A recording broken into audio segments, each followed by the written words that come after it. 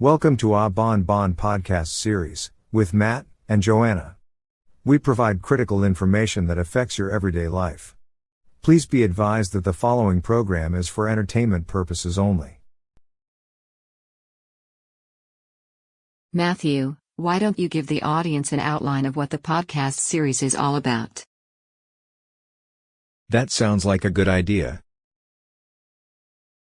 This is the introduction of our podcast series on China. The podcasts are based on a collection of 3 books written and published by Bon Bon LLC. The first book is China, Good, Bad, and Ugly.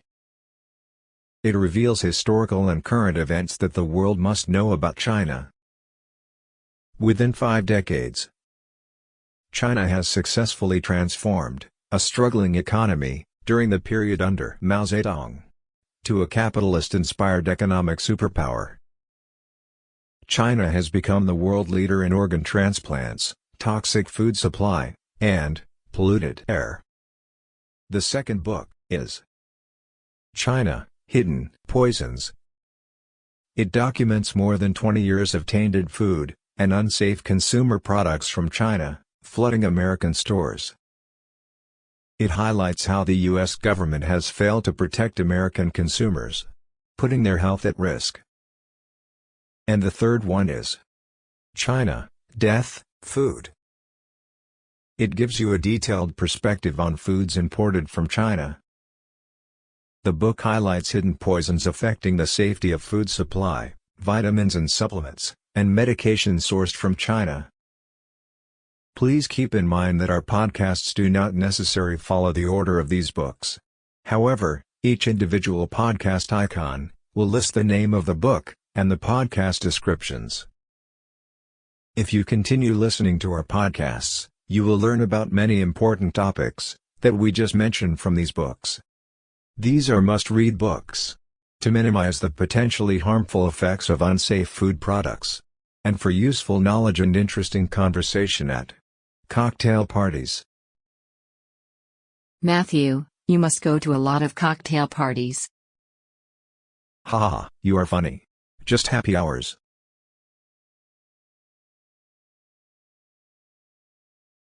Today, we will talk about how Deng Xiaoping successfully reformed China.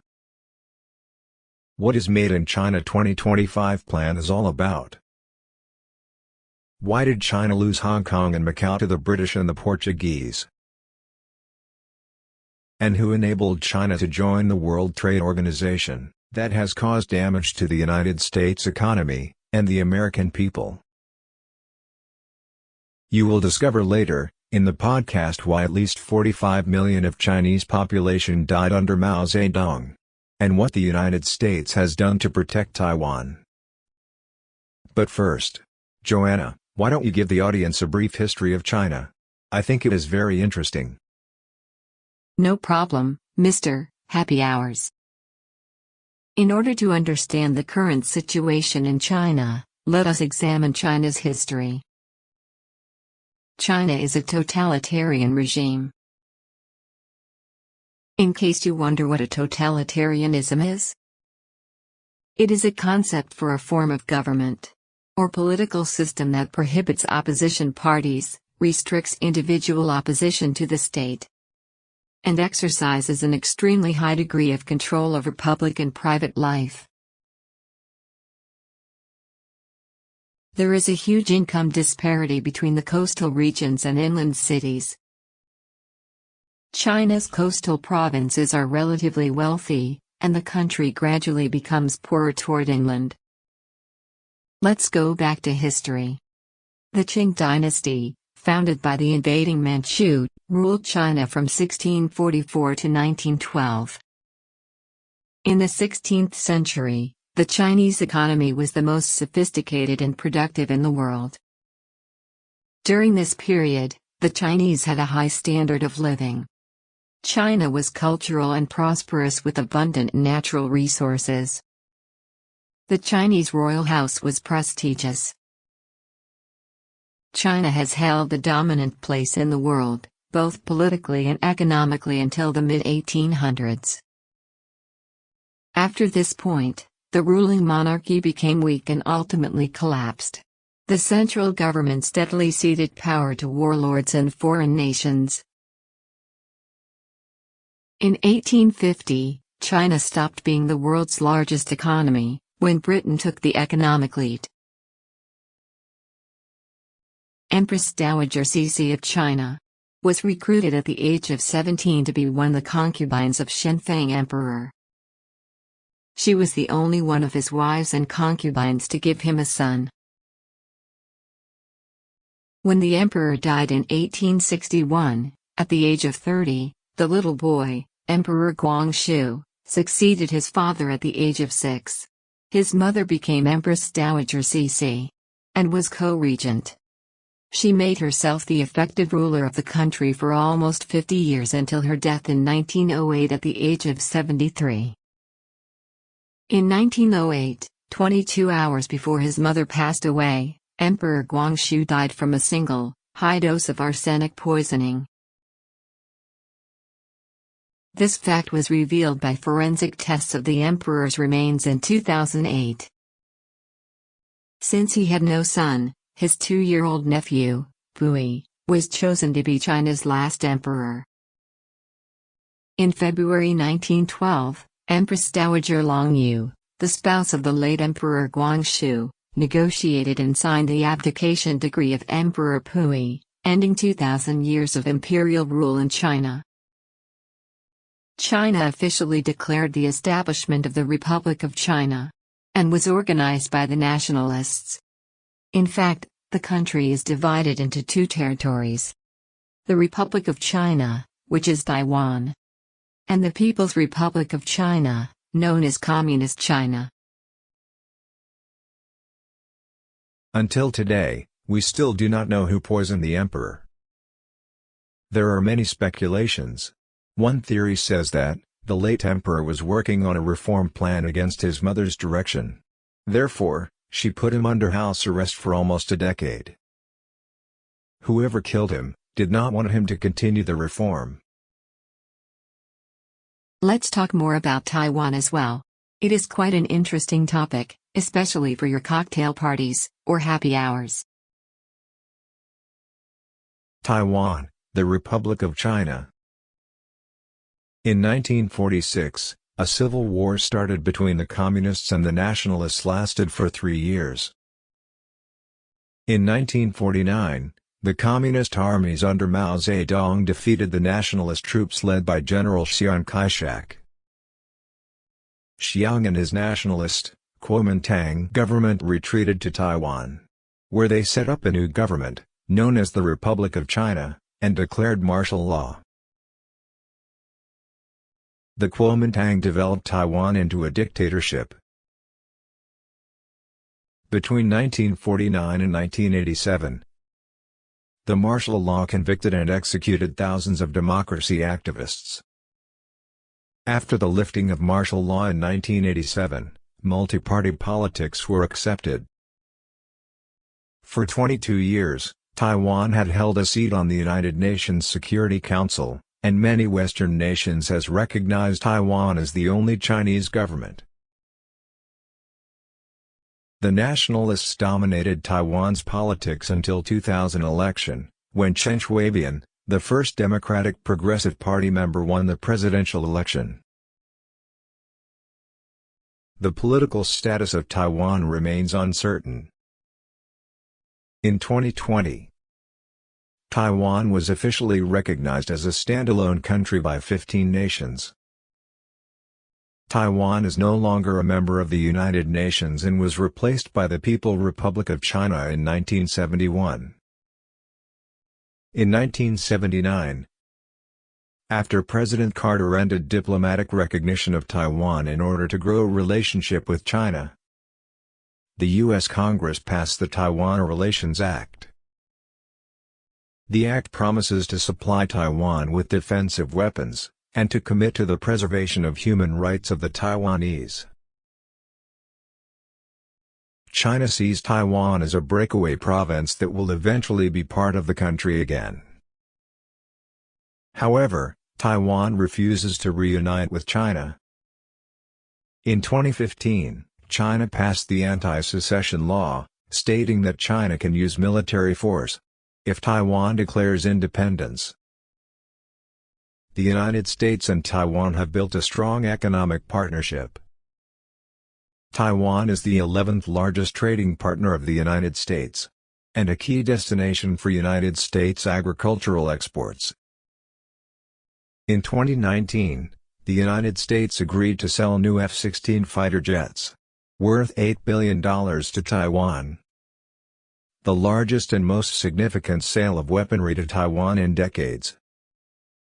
Furthermore, in 2020, U.S. Congress passed the Taiwan Allies International Protection and Enhancement Initiative Act.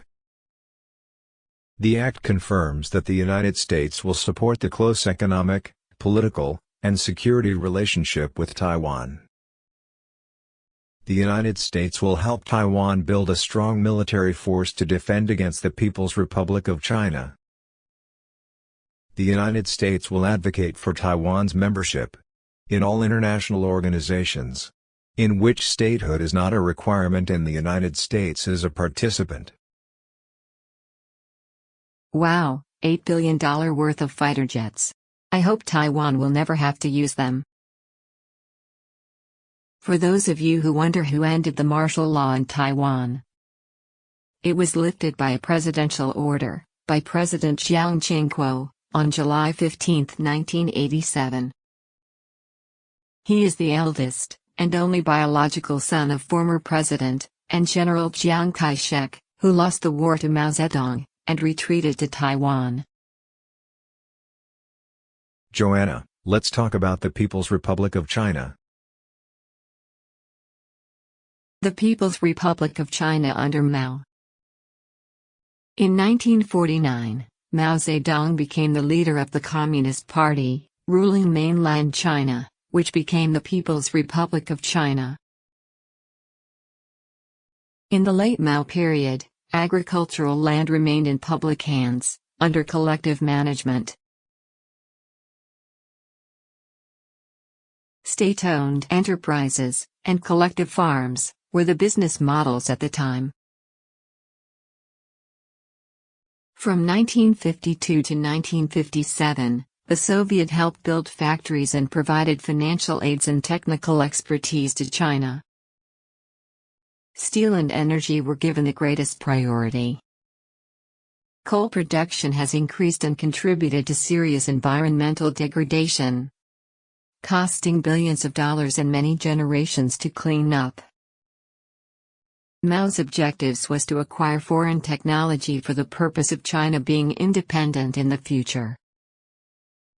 During this same period, industrial and agriculture sectors were disorganized.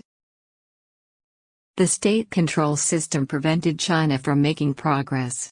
However, literacy and healthcare improved, and China had minimum foreign debt compared to many developing countries. In 1958, Mao launched the Great Leap Forward, a 5-year economic plan, which introduced collective farming and labor-intensive industry.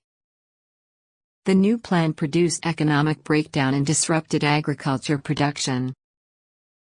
Combined with bad weather, it caused the Great Chinese Famine and the death of 20 to 30 millions of people. Mao Zedong died from heart disease on September 9, 1976, at the age of 82. Let me go back to the Chinese Great Famine caused by Mao's Great Leap Forward. Some historians said, instead of 20 to 30 million deaths as many people have believed, the number was at least 45 million during that period. Matthew will tell you more in details, next. About the Great Leap Forward. In 2016, The Washington Post published the following. Historian Frank D. Cutter, author of the important book Mao's Great Famine, recently published an article in History Today, summarizing what happened. The number of victims may have been even greater than previously thought, and that the mass murder was more clearly intentional on Mao's part, and included large numbers of victims who were executed or tortured, as opposed to merely starved to death. What comes out of this massive and detailed dossier is a tale of horror in which Mao emerges as one of the greatest mass murderers in history, responsible for the deaths of at least 45 million people between 1958 and 1962. It is not merely the extent of the catastrophe estimated earlier, but also the manner in which many people died. Between 2 and 3 million victims were tortured to death or summarily killed, often for the slightest violation. When a boy stole a handful of grain in a Hunan village, local boss forced his father to bury him alive. The father died of grief a few days later. I wonder why we did not hear too much about the Chinese Great Famine. 45 million people died. It is a lot of people. Well, we did not have social media. And communist China was isolated from the Western world. Therefore, we know very little about what happened to the country. We just briefly mentioned about China history and the country under leadership of Mao. Let's talk about China reform under Deng Xiaoping. Before we start, I have 3 trivia questions for you. When did China's foreign currency reserve become the largest in the world? How many billionaires China had in 2020? And what is the percentage of middle-class population China has today? Stay tuned, we will answer these questions later. Joanna, let's go over how Deng Xiaoping was able to transform China, using his philosophy. Economic reforms under Deng Xiaoping. In 1978, Deng Xiaoping became China's leader and reformed China's economy. Deng's guiding philosophy is that capitalist techniques can be applied to a socialist economy. Initially, China's reform focused on agriculture and special economic zones to attract foreign capital and technology in 14 major coastal cities. Foreign-funded enterprises in the zones received preferential tax treatment and exemption from import licenses and customs duties. In 1981, through the implementation of the National Household Responsibility System, China eliminated production quota and shifted to profit-oriented goals. In 1986, China implemented the Contract Responsibility System, where enterprises can retain excessive profits above the amount stated in the contract with the government. In 1988, enterprises with 8 or more employees were allowed to operate privately. State-owned enterprises became fully autonomous and were responsible for their own profits. In the early 1990s, export growth was in textile, garment, shoe, and toy industries. Deng Xiaoping died in February 1997 at the age of 92, of Parkinson's disease, respiratory illness, and old age. Under Deng's leadership, China also experienced substantial economic growth. According to the World Bank, China successfully lifted over 400 million poor people out of poverty between 1981 and 2002. That is really impressive. China had made progress rapidly, unlike any other countries in the world. Yes, I agree. Joanna, let's answer the trivia questions we asked the audience earlier. I am sure they are anxious to know. Do you know that China's foreign currency reserves became the world's biggest, top $1 trillion in 2006? In 2020, China has 878 billionaires, with a total combined net worth of $4 trillion, and a population of 1.4 billion people with over 50% middle class. I'm sure that some listeners are curious about Hong Kong and Macau. How did they become British and Portuguese colonies? Let's talk about them. Hong Kong and Macau. The Opium Wars arose from China's attempts to suppress the opium trade. Foreign traders, primarily British, had been illegally exporting opium mainly from India to China since the 18th century. The opium trade grew dramatically starting from 1820, causing widespread addiction and serious social and economic disruption in China. Consequently, China lost its territories from the treaties with the British and the Portuguese to end the Opium Wars. The Treaty of Nanjing that ended the First Opium War forced China to cede the territory of Hong Kong to the British Kingdom in 1842. The Treaty of Peking was signed in 1887 to end the Second Opium War. The treaty forced China to give Portugal the right to occupy and govern Macau perpetually, on the condition that Portugal would cooperate in efforts to end the smuggling of opium.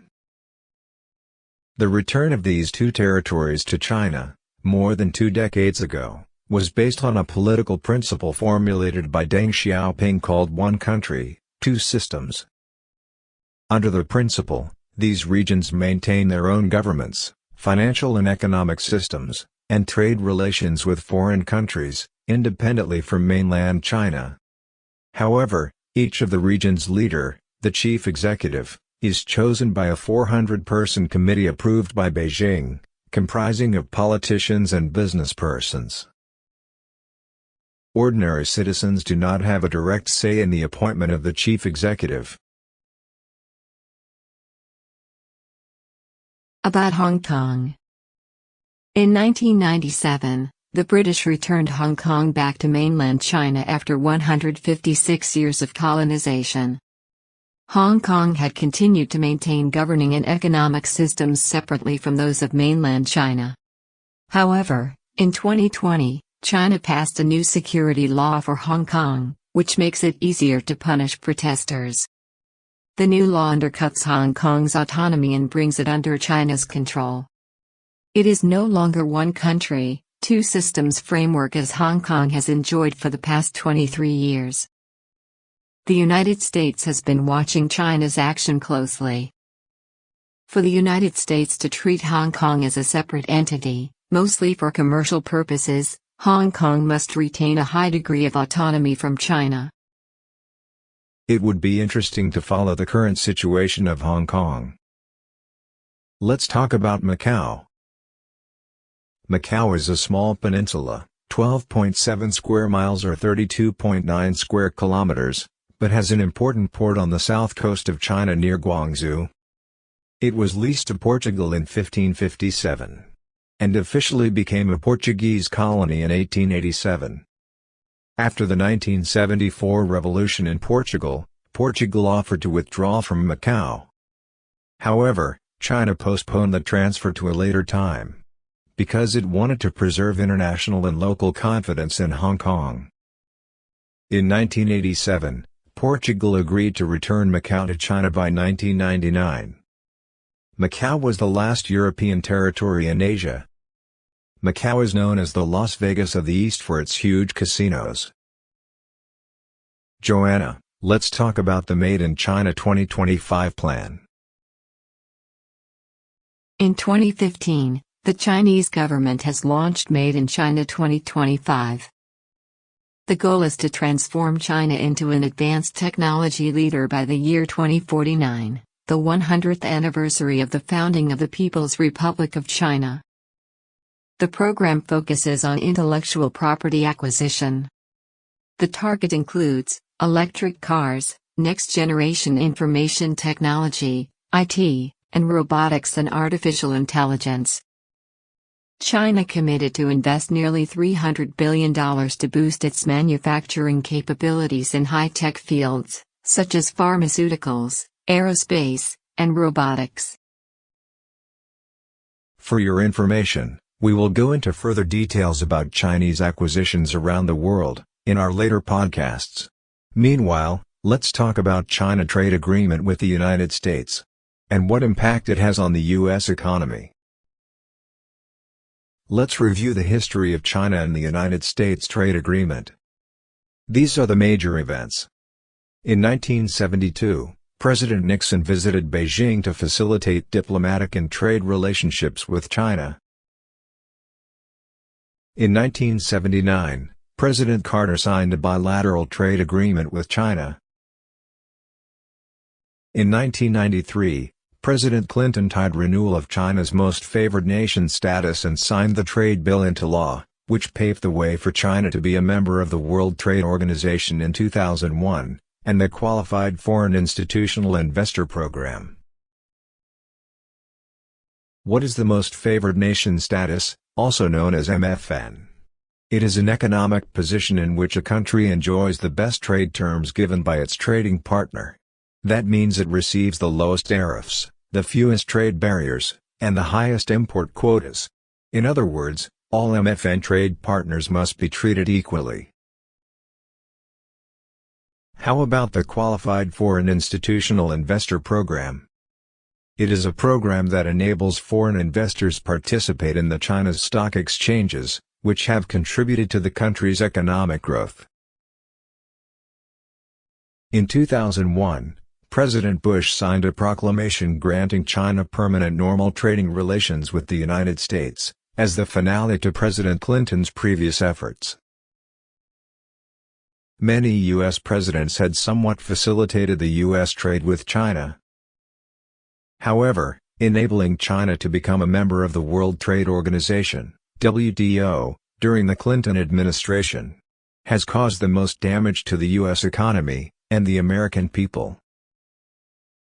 According to a 2016 Netflix documentary film, Death by China, produced by Peter Navarro, Clinton pushed China to be admitted to the World Trade Organization to enable China to ship unlimited products to the United States. Clinton promised the brightest future for Americans and hoped this would free the Chinese people from the communist country. Before joining the World Trade Organization, China promised to stop cheating and using unfair trade tactics. Unfortunately, China did not keep its promise. China was determined to target the United States and take away its manufacturing sector. In his speech, President Bill Clinton made the following statement. Today the House of Representatives has taken an historic step toward continued prosperity in America, reform in China, and peace in the world. It will open new doors of trade for America, and new hope for change in China. Regarding China joining the World Trade Organization, causing American factories to shut down.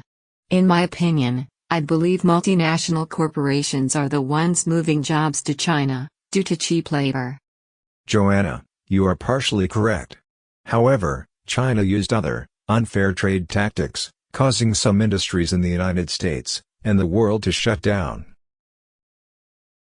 The next topic may be controversial. However, our business is to convey actual facts to the public in a neutral manner, as much as possible. Did China really influence Bill Clinton? In May 1998, the New York Times published the following. President Clinton said Chinese money did not influence the U.S. policy. However, Johnny Chung, the former fundraiser, had told federal investigators that a large part of the nearly $100,000 he gave to the Clinton campaign came from China's People's Liberation Army, a lieutenant colonel, and aerospace executive. Congressional committees were questioning whether the contribution influenced the state's changing policy to make it easier for China to launch American satellites and possibly obtain sensitive technology, and whether the administration's policy shift on exporting satellite technology helped China and other countries develop and use nuclear missiles. In September 2015, ABC News reported the following.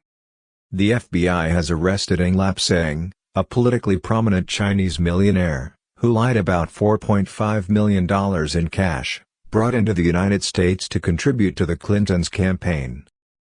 In addition to his role as a prominent real estate developer in Macau, Deng has close ties to the Chinese government, and is listed as a member of a senior advisory group, the Chinese People's Political Consultative Conference. Wow, it took nearly 20 years for the FBI to arrest him? Clinton's term was over in January 2001. I remember back then, everyone talked about President Bill Clinton's affair with the White House intern, Monica Lewinsky, but rarely mentioned about China contributing to his presidential election campaign. Well, this is a complex case, involving foreign affairs and high-ranking officials. The FBI needed to gather enough evidence to make an arrest. His arrest came on the same day the Chinese President Xi Jinping arrived in Seattle to officially visit the United States.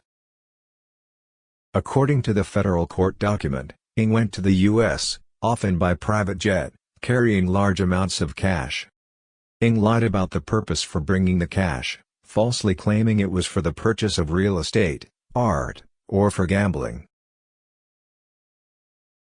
In an interview with ABC News in July 1997, Ng said, "My philosophy is that I should not break the law, but I wouldn't mind bending it."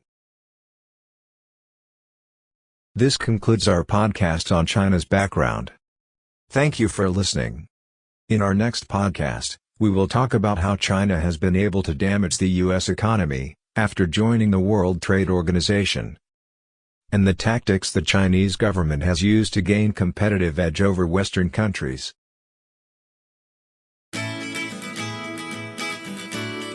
If you like our podcast, please subscribe, share, and give us a 5-star review.